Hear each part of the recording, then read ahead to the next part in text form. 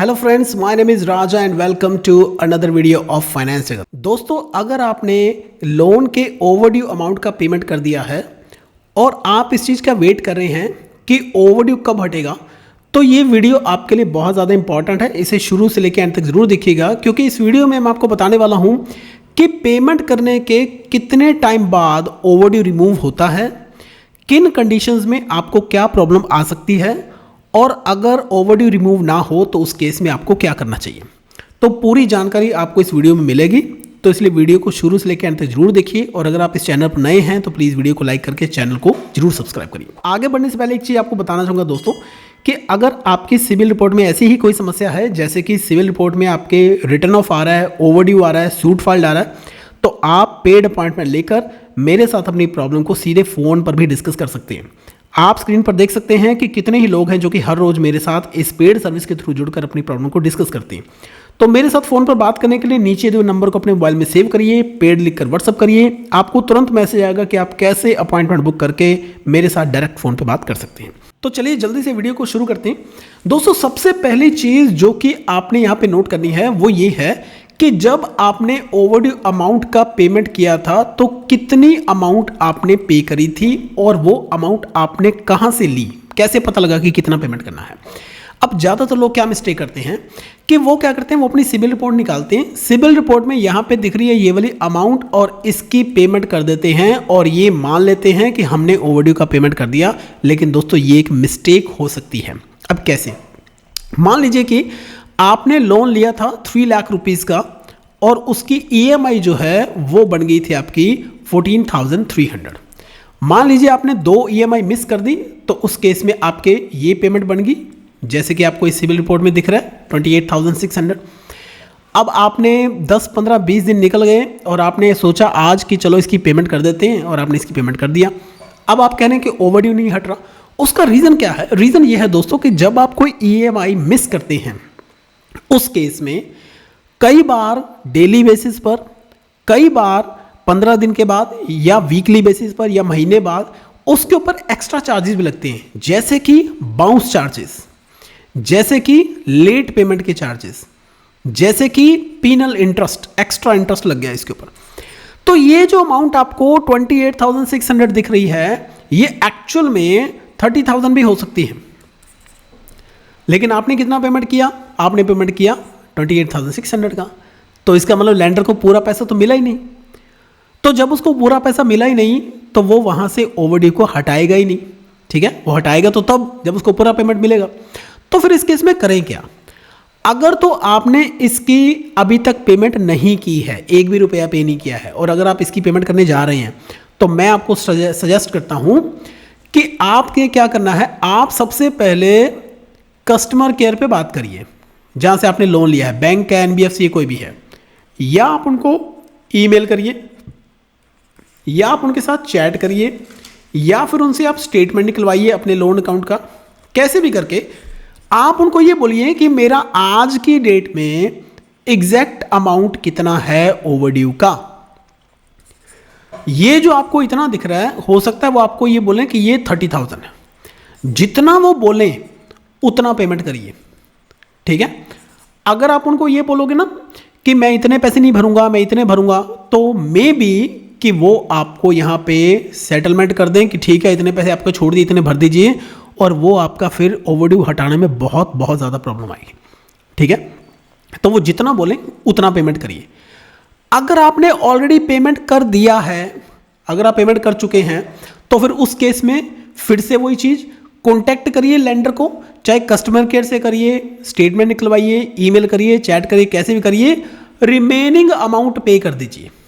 Remaining amount का मतलब है कि अगर ओवरड्यू था 30,000, आपने पे कर दिया इतना, ये अमाउंट पेंडिंग है, इसे पे कर दीजिए। ओके, जब आपने इसका पेमेंट कर दिया, चाहे रिमेनिंग अमाउंट का किया, चाहे ये वाली अमाउंट का किया, कैसे भी किया, चाहे उनसे पूछ के किया, हमेशा अपने पास स्क्रीनशॉट प्लस पेमेंट का रिसीट अगर है तो, प्लस अपनी अकाउंट की स्टेटमेंट निकाल के रखिए, क्योंकि ये फ्यूचर में आपके काम आएगा। तो नंबर 1 चीज़ तो क्या होगी दोस्तों, अमाउंट कितना पे करना है ये डिसाइड करेगा कि आपका ओवरड्यू हटेगा या नहीं हटेगा और कब हटेगा। अब दूसरी चीज क्या है? दूसरी चीज है दोस्तों कि आपका मोड ऑफ पेमेंट क्या है। मोड ऑफ पेमेंट मतलब पेमेंट आपने कैसे किया था।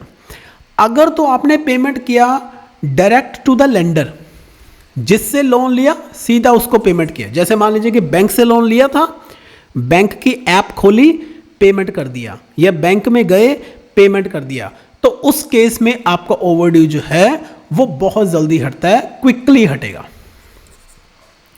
दूसरा तरीका क्या है? आपने पे किया थ्रू अ मोबाइल ऐप। आज की डेट में बहुत सारे मोबाइल ऐप्स हैं, आप उस ऐप को खोलते हो, उसके अंदर वो सारे लोन दिखा रहा है, वहां पे पेमेंट का ऑप्शन आ रहा है, वहां से पेमेंट कर देते हो।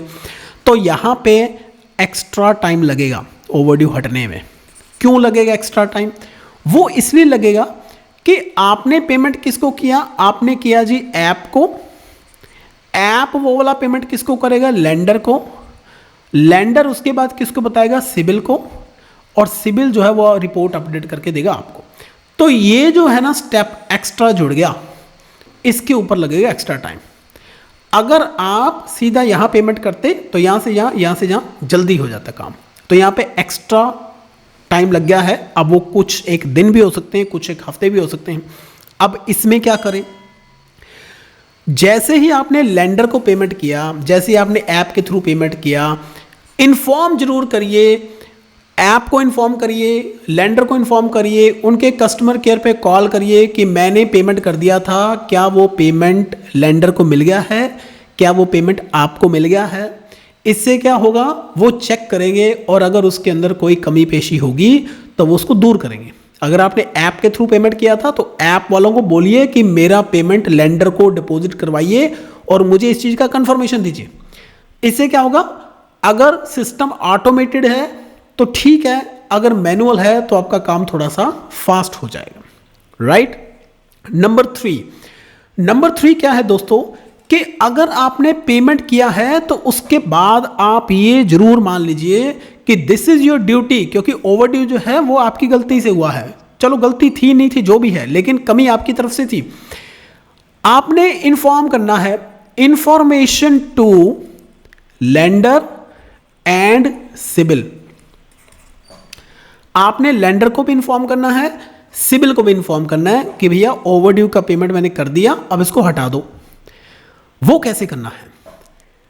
आप इनको ईमेल भी कर सकते हैं, इनके पोर्टल्स भी हैं, आप इनके पोर्टल पर भी जा सकते हैं, आप इनके कस्टमर केयर पर भी कर सकते हैं, जैसे आपका दिल करे।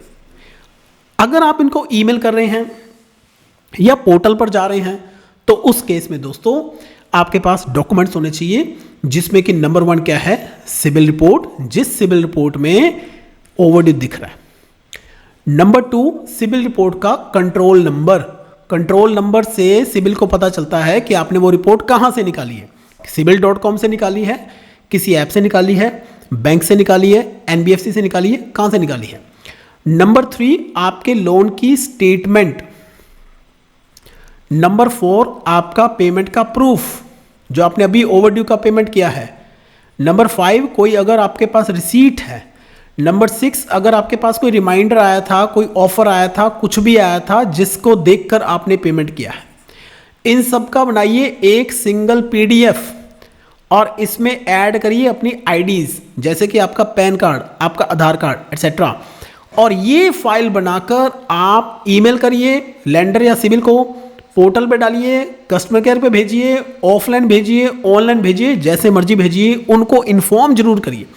जब आप ये काम करोगे तो आपका जो ओवरड्यू जो कि 30 डेज में हटना था, वो बहुत ज़्यादा हाई प्रोबेबिलिटी है कि वो कुछ एक दिन में ही हट जाएगा, क्योंकि उनके पास इंफॉर्मेशन आपका पहुंच गया है। अगर आपको लगता है भैया ये मेरे से नहीं होगा, या फिर अगर आपको ये लग रहा है कि मेरे ओवरड्यू की पेमेंट किए हुए बहुत टाइम हो चुका है, यहां पर ओवरड्यू हट ही नहीं रहा है, ठीक है, जैसे मान लीजिए कि कई वीक्स हो गए हैं, कई मंथ्स हो गए हैं, ओवरड्यू नहीं हट रहा, तो उस केस में दोस्तों हमारी पेड सर्विस भी।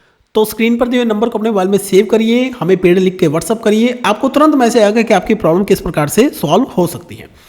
तो इसमें दोस्तों मैं आपको जो कहना चाह रहा हूं वो ये है कि पेमेंट करने से पहले और पेमेंट करने के बाद 2 काम आपने करने हैं। 2 काम कौन से हैं?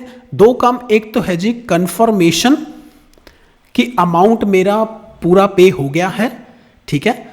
और दूसरी चीज क्या है, इंफॉर्मेशन किसको देनी है, सिबिल को और लेंडर को। तो अगर आप कंफर्म करते हैं कि मैंने कितना अमाउंट पे किया और मुझे कितना करना था, उसके बाद आप इन दोनों को इन्फॉर्म कर देते हैं, तो दोस्तों आपका जो ओवरड्यू है वो कुछ एक दिनों में ही रिमूव हो जाएगा। तो दोस्तों ये थी वो सारी इन्फॉर्मेशन जिससे कि आप अपने ओवरड्यू को जल्दी से जल्दी सिबिल में से हटा सकते हैं।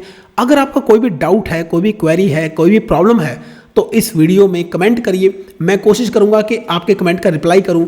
और अगर आप जल्दी से जल्दी हमारे साथ जुड़ना चाहते हैं तो व्हाट्सअप पर दिए नंबर को अपने मोबाइल में सेव करके आप हमें व्हाट्सअप भी कर सकते हैं। तो वहां से आपको तुरंत रिप्लाई आएगा कि आपकी प्रॉब्लम किस प्रकार से सॉल्व हो सकती है। तो अगर वीडियो अच्छा लगा तो प्लीज़ वीडियो को लाइक करके चैनल को सब्सक्राइब करिए। मिलते हैं नेक्स्ट वीडियो में।